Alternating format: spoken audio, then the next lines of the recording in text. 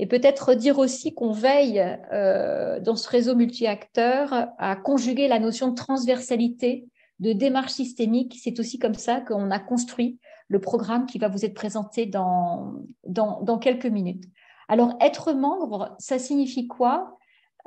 Pour nous, c'est rejoindre un réseau multi-acteurs, je viens de le dire, pour enrichir sa propre analyse, pour pouvoir aussi être dans la capacité de confronter les points de vue et de contribuer à la vision collective. C'est aussi pouvoir partager des pratiques, c'est bénéficier d'échanges qui sont très privilégiés entre pairs, c'est co-construire les outils, c'est avoir un accès privilégié aussi à certains contenus. Pour l'année 2023, il faut noter tout de suite qu'il y a 5 cycles de rendez-vous réguliers qui ont été planifiés pour l'ensemble de nos adhérents, donc citoyens ou organisations. Le premier thème, c'est l'écologie et le travail. Le deuxième, ce sont les territoires durables. Le troisième porte sur l'agenda 2030 et les collectivités, qui est un acteur sur lequel on travaille depuis longtemps. Les nouveaux enjeux de la RSE comme quatrième thème. Et enfin, l'adaptation au changement climatique. Ça fait longtemps que le comité 21 parle d'adaptation et on n'a jamais été autant d'une telle actualité. Donc derrière, pour les membres, ce sont des groupes de travail qui rassemblent les thématiques de parties prenantes, de collectivités, d'ODD. Et ce qu'on va peut-être aussi souligner, c'est que pour les membres, finalement, c'est un accès exclusif à certains services ou privilégiés, notamment à nos différentes formations. Voilà, donc peut-être je laisse l'équipe prendre la suite pour vous présenter en détail l'ensemble des offres de l'année 2023 avec une projection sur 2024. Merci beaucoup Sandrine. Et du coup, maintenant, venons-en à ce qu'on vous a concocté pour 2023-2024, qui est le fruit d'échange avec le conseil d'administration. Cette offre, elle se structure en 3 grands axes. Il y a tout un volet qui est ce qu'on peut appeler l'analyse et le décryptage, c'est la production de notes, la publication de rapports, des webinaires aussi, d'analyse, d'évolution réglementaire, etc. Il y a le volet formation que vous connaissez bien, qui concerne différents acteurs, on va y revenir, et puis tout le volet accompagnement, outils, parcours, cycle de rendez-vous, groupe de travail plus thématique et qui concerne plus spécifiquement les adhérents, comme l'a expliqué Sandrine. Alors, cette présentation, elle se structure en 5 volets. Les 3 premiers qui reprennent un peu la façon dont se structure notre offre. Donc, sans surprise, l'analyse et le décryptage, les formations, accompagnement et outils. Et puis, avec un focus particulier sur la communication, les évolutions de notre communication cette année, et puis des éléments qui concernent la vie du réseau. Alors, pour entrer dans le vif du sujet, on va le faire avec Laurine, qui se présentera, responsable du pôle territoire et citoyenneté écologique notamment. Vous présentez un peu les grands temps forts et les grands livrables ou éléments d'analyse et de décryptage qui seront à l'ordre du jour de notre programme. Donc, il y a, et là, c'est vraiment sans surprise, un peu l'idée de pouvoir être au rendez-vous des grands rendez-vous internationaux et de pouvoir donner des clés de lecture, des clés d'analyse et de compréhension. Donc, évidemment, autour de la COP 15, avec l'idée de la publication d'une note en janvier. Le prochain rapport du GIEC fera l'objet aussi d'une note de synthèse, de décryptage. Le Tour de France des ODD qui a mobilisé l'organisation ces 5 dernières années fera l'objet d'un bilan. D'autant plus que cette année, la France se plie à un exercice de revue nationale volontaire des ODD et que cet exercice de bilan sera aussi conçu dans la perspective de la contribution de la France au FPHN, Forum politique de haut niveau, HPLF en anglais, en juillet. On y reviendra, mais ce sera un moment fort de l'année qui pourra à la fois donner lieu à des publications, des événements, un événement notamment. Euh, Décrypter aussi les enjeux du sommet du futur qui se préparera en septembre, en vue de l'année prochaine.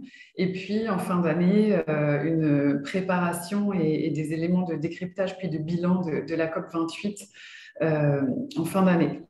Sur le volet adaptation, qui est un programme structurant notre activité depuis 2017, on va continuer bien sûr à se pencher sur les enjeux de l'adaptation avec des focus un peu spécifiques sur la question de l'eau, notamment parce que se tient en mars le sommet mondial de l'eau, donc ça donnera lieu à une publication à ce moment-là. Un sujet qui nous est beaucoup demandé par nos adhérents, c'est comment s'y repérer dans les différents scénarios d'adaptation, quels scénarios privilégier, quel partage d'expérience et quelle clé de lecture on peut en avoir de ces différentes options de scénarios d'adaptation. Un focus sur les filières. Un grand rapport a été publié en milieu d'année dernière, enfin d'année 2022, sur les secteurs. L'idée, c'est de prolonger ce travail avec un focus plus spécifique sur les filières. Et puis des angles nouveaux en matière d'adaptation, le sujet du risque du climat sous l'angle des risques, comment assurer ce risque climat. Et puis, s'attacher à regarder certains territoires particulièrement vulnérables au changement climatique, comme des régions viticoles, des régions littorales, des régions de montagne, par exemple. Je passe à la suite et on pourra échanger plus en détail dans la deuxième partie. La sobriété est aussi un axe fort de notre programmation avec différents temps, différents volets. On avait déjà commencé en publiant 2 notes en 2022 et l'idée c'est de continuer à explorer les implications de ce que ça veut dire, la sobriété, à quelles conditions on peut aller vers la sobriété. Est-ce que la sobriété énergétique est le seul horizon de la sobriété? À quelles conditions on peut faire des plans de sobriété actuels? Un premier élément, on a appelé ça une première brique dans notre récente publication pour aller vers un nouveau modèle et des transformations plus profondes qu'un plan un peu conjoncturel. Donc, il y aura des focus un peu plus spécifiques sur les collectivités, sur la façon dont les entreprises s'emparent de ces sujets, et puis de faire un peu un état des lieux, une étude d'impact de ces différents plans de sobriété, un peu à distance de l'hiver, de voir voilà, qu'est-ce que sera transformé réellement.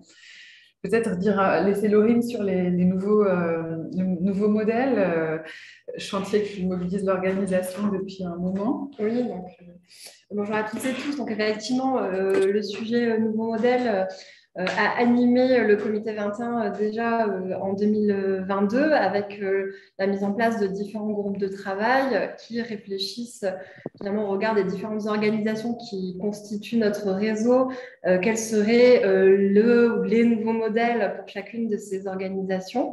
Donc ces groupes de travail ont beaucoup travaillé en 2022 dans le cadre d'ateliers. L'objectif, c'est de continuer cette réflexion en 2023, de l'ouvrir un peu plus et surtout de créer de la transversalité entre les réflexions qui sont menées pour chacune des organisations afin de publier un rapport finalement sur ce que devraient être les nouveaux modèles, avec un objectif de publication à l'été 2023. Peut-être pour donner un exemple un peu concret, sur la partie territoire, on a travaillé en 2022 avec l'ADT INET, donc l'Association des dirigeants territoriaux, sur cette notion de nouveau modèle des territoires. On va poursuivre nos travaux au premier trimestre et puis engager un certain nombre d'échanges avec les adhérents, voilà, pour publier ce livrable à l'été 2020. Merci Laurine. Je poursuis pour qu'on ait le temps de balayer l'intégralité de nos propositions pour 2023. On s'attachera aussi à la question de l'impact. Qu'est-ce que ça veut dire? Quelle notion on met derrière? Quelle définition partagée? Comment on le mesure? Et on fera un débat en début d'année à l'occasion de la publication du rapport de la plateforme RSE que le comité 21 préside en ce moment. On publiera un rapport sur un panorama de l'offre existante en matière de formation au développement durable, avec notamment un volet un focus plus spécifique sur la question de la formation digitale. On aura aussi des temps de décryptage sur ce qu'on a appelé les nouvelles expressions climatiques et qui, comme vous le voyez, embarquent un certain nombre d'évolutions, de sujets un peu sociétaux, que ce soit la bifurcation des étudiants, les grèves pour le climat, le contentieux climatique, la médiation climatique, à savoir est-ce qu'on va vers plutôt une polarisation ou s'il y a des réconciliations possibles et à quelles conditions. On explorera un peu ces différents sujets avec un différent rendez-vous qui est sûrement sous forme de webinaire dans l'année. Et puis bien sûr le sujet de la planification écologique qui va continuer de nous mobiliser. J'en viens maintenant au deuxième volet de notre offre, qui est le volet des formations. Donc, le comité 21 est une organisation certifiée Calliope qui délivre un certain nombre de formations à destination de ces différents parties prenantes que sont les entreprises, les collectivités, les associations. Enfin, en fait, elle s'adresse à tous avec un tarif préférentiel pour les adhérents. On a un peu simplifié l'offre par rapport aux années précédentes. On s'est concentré sur celles pour lesquelles le comité 21 était le plus attendu et on a effectivement prolongé notre formation sur l'adaptation au changement climatique sous une forme un peu nouvelle avec peut-être un peu plus de souplesse avec des formats de demi-journée. L'idée, c'est de pouvoir être bien plus familiarisé avec les enjeux de l'adaptation et de pouvoir définir une stratégie d'organisation en la matière. Donc voilà, vous voyez un peu les cibles concernées, sans exclusive particulière, même si voilà, oui, c'est plutôt entreprise et collectivité, mais au final, toute organisation qui souhaiterait s'engager en la matière. Il y a une formation que Laurine connaît bien pour la dispenser, donc je vais peut-être te laisser en dire un mot sur la deuxième formation qui est à l'écran. Oui, donc tout à fait. Donc, on proposera en 2023 à nouveau la formation ODD et territoire, donc, qui est conçue en 2 niveaux. Un premier niveau, une première journée qui est vraiment sur le pourquoi s'approprier les ODD à l'échelon territorial et notamment quand on est une collectivité territoriale. Et puis une deuxième journée, donc un deuxième niveau qui est plutôt orienté sur le comment et finalement quels sont les leviers d'action, quels sont peut-être les prérequis méthodologiques nécessaires à la mise en œuvre d'une démarche d'agenda 2030 locale. Donc cette formation, elle est à destination bien entendu des collectivités territoriales, mais pas que. Elle concerne tous les acteurs des territoires, puisque c'est bien une démarche systémique que l'agenda 2030 est une démarche multi-acteurs. Merci Laurine. Et donc la troisième grande formation à notre catalogue, c'est la formation sur les parties prenantes, sur comment dialoguer, mettre en place une démarche de dialogue avec ces parties prenantes. Avec de la même façon identifier comme cible les entreprises et les collectivités, mais en fait c'est sans exclusive non plus et toute organisation qui souhaiterait mettre en place une démarche de dialogue, de concertation avec ces parties prenantes est la bienvenue. Peut-être préciser que ces formations, elles seront programmées dans l'année. Notre souhait aussi, c'est de répondre à vos besoins et ce qu'on entend, c'est que bien souvent, une organisation souhaite bénéficier d'une formation pour son organisation. Et du coup, il est possible aussi pour le comité 21 de décliner cette formation pour un public qui serait dans une même structure. Donc, on a appelé ça la formation intramuros, c'est-à-dire on se déplace dans une organisation et le public de cette formation appartient à une même organisation.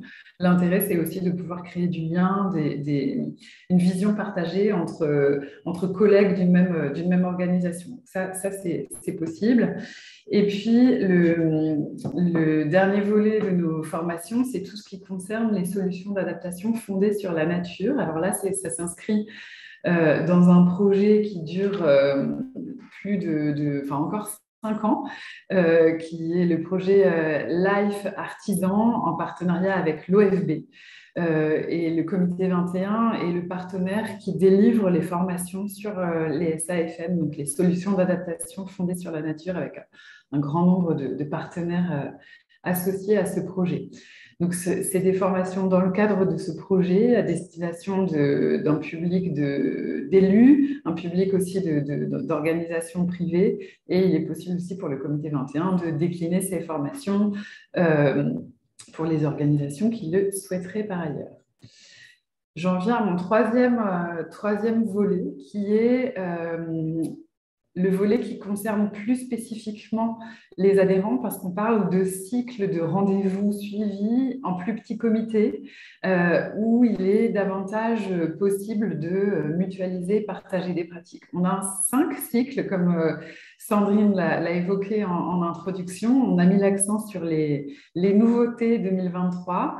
Je laisse Laurine dire un mot sur le cycle territoire durable tel qu'on l'a conçu. Oui, donc le cycle territoire durable, il a vocation vraiment à travailler, à réfléchir, à partager des bonnes pratiques, des retours d'expérience de collectivités engagées en faveur de la transition écologique, pas nécessairement sous l'angle des ODD, je le dis puisque jusqu'à présent on a présenté plutôt les sujets en lien avec l'agenda 2030 concernant l'axe territoire. On a essayé d'identifier des thématiques qui nous semblent être des enjeux forts aujourd'hui des acteurs territoriaux et on propose donc d'aborder les sujets notamment de budget vert, des notions comme les territoires à mission et là s'inscrire aussi dans le cadre des réflexions, comme je l'évoquais, sur les nouveaux modèles de territoire liés aussi les réflexions de ce cycle avec les groupes de travail dont je parlais tout à l'heure. Et puis, le thème qui reste fort et très important pour le comité 21, c'est l'enjeu de la citoyenneté écologique, que l'on abordera aussi dans le cadre de ce cycle territoire durable.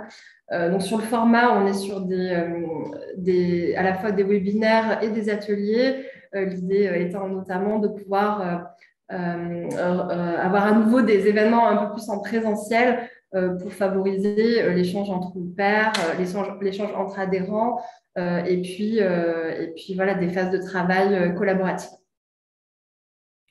Deuxième cycle, celui qu'on a intitulé cycle écologie et travail, donc un thème un peu nouveau, un angle un peu nouveau pour le comité 21, pour le coup qui concerne tout le monde, et pas que les organisations, mais aussi les citoyens, puisque c'est en fait le lien entre l'individu et le collectif, comment en tant que citoyen salarié, comment aligner ses engagements et trouver de la cohérence entre ses valeurs et son activité professionnelle.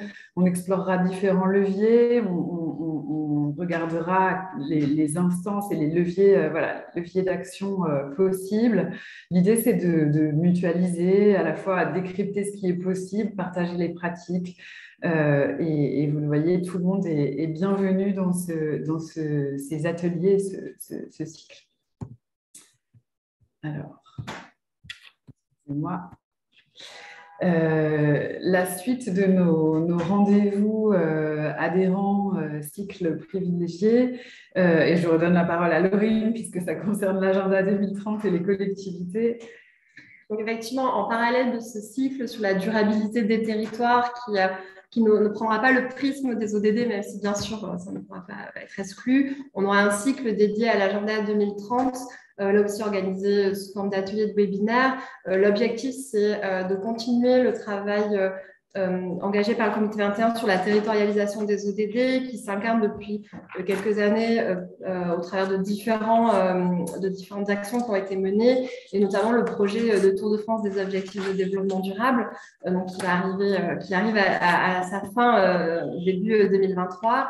L'objectif, c'est de continuer cette dynamique autour de l'appropriation des ODD par les collectivités, le partage de bonnes pratiques, la création de synergies, mais aussi d'avoir comme perspective, dans le cadre de ce groupe de travail, la mise à jour en fait, du rapport, du guide d'appropriation des ODD par les collectivités territoriales qui a été publié en 2019 et pour lequel on souhaiterait faire un certain nombre peut-être de mises à jour, d'apports complémentaires, de travailler un peu autour de ce qui a progressé, de ce qui a avancé ces dernières années autour de ce sujet de la territorialisation des ODD.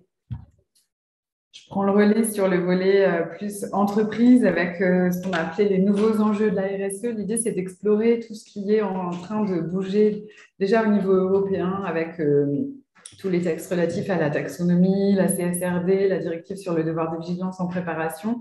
Qu'est-ce qui est déjà en cours, ce à quoi il faut se préparer, explorer un peu ces nouvelles obligations réglementaires. Est-ce que c'est perçu comme une contrainte ou est-ce que ça permet d'innover? Quels sont les ponts entre les différents dispositifs? Quelle compréhension on en a? La question de la société à mission. Comment avec quelques années d'existence de la loi Pacte, quel bilan on en fait et comment ça modifie les pratiques? Ce sera tout un cycle de rendez-vous, de décryptage d'un certain nombre d'exercices réglementaires, d'exploration prospective et de partage de pratiques et de questionnements entre les membres. Plutôt entreprise, mais sans limitation particulière. Tout membre intéressé est le bienvenu. Et puis, je ne vais pas m'étendre sur ce cycle dont on a déjà parlé, le cycle adaptation au changement climatique, de la même façon qu'on a des formations et des livrables régulièrement qui éclairent tel ou tel volet de ce programme. On a évidemment tout un cycle de rendez-vous pour s'attacher à tel ou tel volet dont j'ai déjà un peu parlé. Pour peut-être terminer sur le volet, les derniers éléments de ce que comporte notre offre en termes d'accompagnement et d'outils, il y a pour les adhérents la possibilité de travailler et de contribuer au grand chantier sur les nouveaux modèles qui doit aboutir en milieu d'année. L'idée, c'est des groupes de travail se sont réunis ou se réunissent encore sur les différents volets qui correspondent en fait à nos différents collèges, collectivités, entreprises, établissements supérieurs de recherche, associations. Et l'idée, c'est de pouvoir mutualiser avec un regard des citoyens qui viennent nous challenger et qu'on voit aussi les ponts entre les différentes productions des groupes de travail, comment on se complète, comment on converge. Et ça, ce sera un grand séminaire qu'on positionne vers le mois d'avril, qu'on est en train de monter. La suite de nos travaux sur les parties prenantes. Alors, historiquement, le comité 21 a toujours beaucoup travaillé sur les parties prenantes, soit de façon théorique, soit de façon très pratique, en accompagnant des exercices de concertation, de consultation des parties prenantes.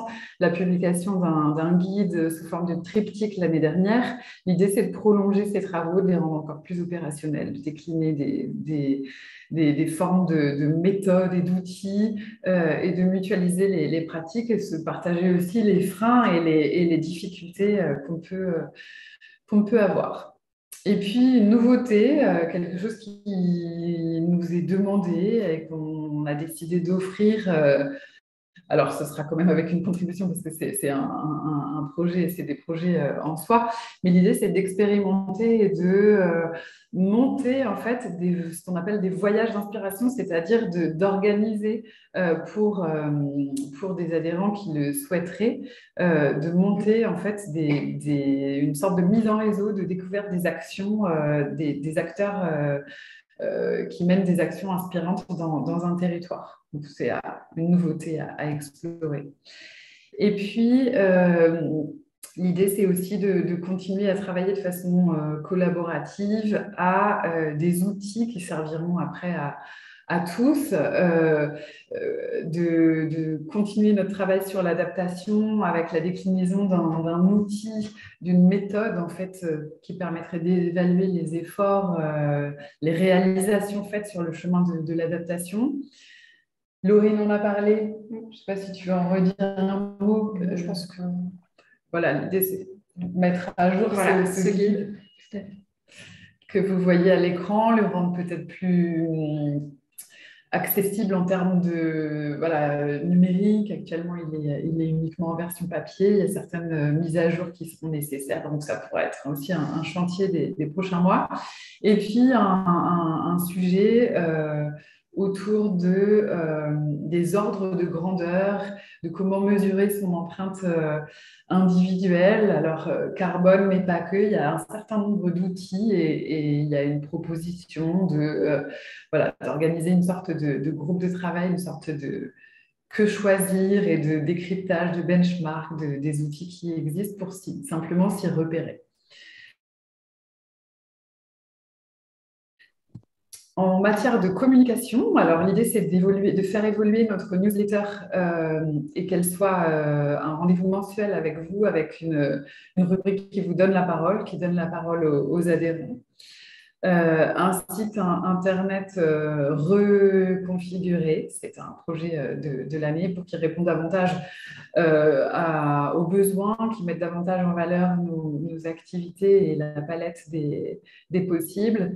Et puis, la publication d'une revue qui est la revue vraiment durable, qui est la revue du Comité 21, qui pourra aussi être le lieu où seront publiées différentes contributions lors de nos colloques universités dont on va parler dans une minute.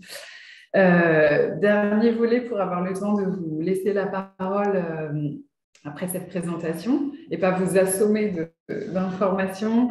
Ce qu'on a appelé la vie du réseau, c'est-à-dire que le comité 21, c'est des notes, c'est des formations, c'est des groupes de travail, mais c'est aussi un formidable réseau qui, du coup, voilà, va se réunir notamment en début d'année à Ancenis avec les universités de la citoyenne, série de rendez-vous autour de l'engagement, autour des imaginaires, quel récit inspirant. Voilà, vous en saurez plus sur notre site. Il y a un programme très détaillé, je ne vais peut-être pas le décliner aujourd'hui, mais en tout cas, les inscriptions sont d'ores et déjà possibles et je vous invite à vous inscrire nombreux à ce rendez-vous qui est un temps fort de notre année, puisque c'est un moment de partage, un moment où il y a à la fois un certain nombre de conférences, bien sûr, mais aussi tout un volet plus informel qui correspond à un besoin aussi de se retrouver après plusieurs années derrière nos écrans. Un séminaire dont j'ai déjà parlé au printemps, une étape un peu collaborative de mise en commun sur les nouveaux modèles. Et puis, et c'est une demande aussi des adhérents, l'idée d'avoir des rendez-vous, des rencontres du réseau en région. Ce sera aussi organisé dans l'année.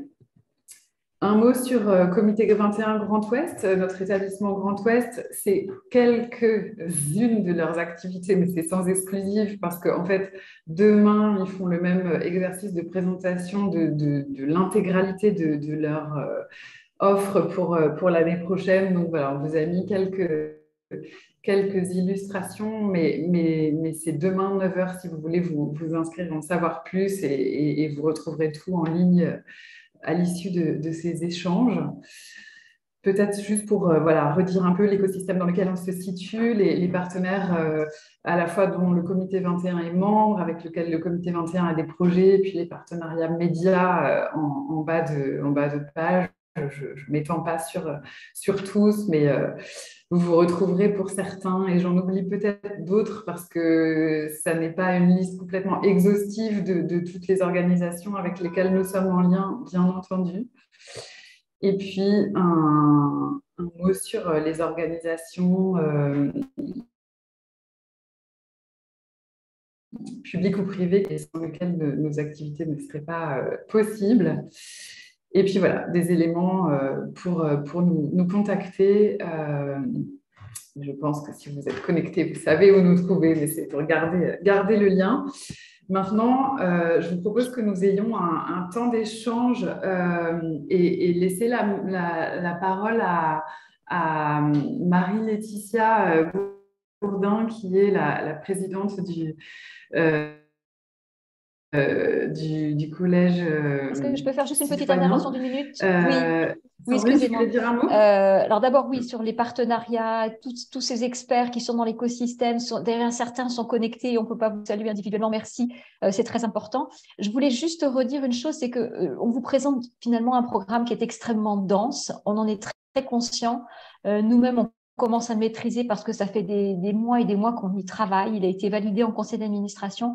Donc vous aurez un programme voilà, qui vous permettra de le relire et de comprendre sa structuration, ça correspond on va dire, au parti pris qu'on a présenté en début de séquence. Et il y aura aussi un planning qui vous aidera à vous resituer, parce qu'effectivement, c'est très compliqué, on est conscient que sur un webinaire de ce type-là aujourd'hui, voilà, toutes les infos sont délivrées, c'est très difficile de noter. Vous aurez un programme derrière. Voilà, ça c'est pour répondre peut-être à des questions qui pourraient plus arriver ensuite. Laetitia, qui représente le collège citoyen, tu veux rajouter un mot sur le collège citoyen dans tout ça? Oui, bien sûr. Merci Frédéric. Effectivement, j'avais préparé quelques petits mots à vous dire en guise de conclusion. Donc, quitte à me répéter, effectivement, le programme qui vous a été présenté est effectivement très ambitieux, mais c'est un programme pour les 2 prochaines années et en plus, c'est un programme qui, selon nous, est tout à fait ancré dans les enjeux actuels et qui nous permettent d'envisager les futurs possibles pour intégrer les différentes notions de développement durable qui nous intéressent. Que ce soit par exemple en termes de sobriété, d'adaptation ou de nouveaux modèles. Et c'est un programme aussi qui permet de donner à nos membres les outils de compréhension et d'accompagnement qu'ils ont besoin l'ensemble de ces enjeux dans leur quotidien, que ce soit au niveau des collectivités, des entreprises, des universités ou même effectivement des citoyens. Donc, en tant que présidente du Collège citoyen, moi, je peux, enfin, nouvellement élue, hein, je ne peux que me réjouir du fait que le Collège citoyen soit pleinement invité à contribuer de manière très concrète à certains des travaux du comité 21 pour les 2 prochaines années, notamment dans un esprit de complémentarité évidemment avec les autres collèges. Et je pense que ça, c'est un point qui est ressorti de la présentation, c'est que il y a vraiment un effort qui est fait par le comité 21 d'éviter des travaux en silo et de tendre vers la création de ponts entre ces différentes communautés qui font la force du comité 21. Donc,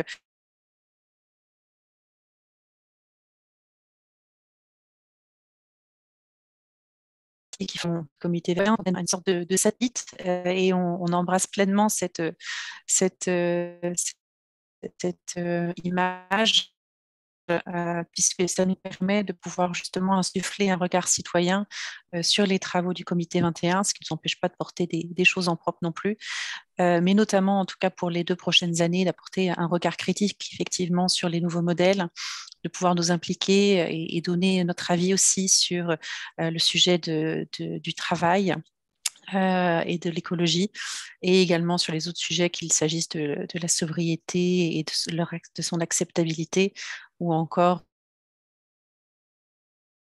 de l'empreinte inscrire aux universités de la citoyenneté écologique, qui sont un moment fort et que on devait tenir en 2022, mais pour des raisons de disponibilité de nos intervenants, on a dû le repousser à 2023, début d'année.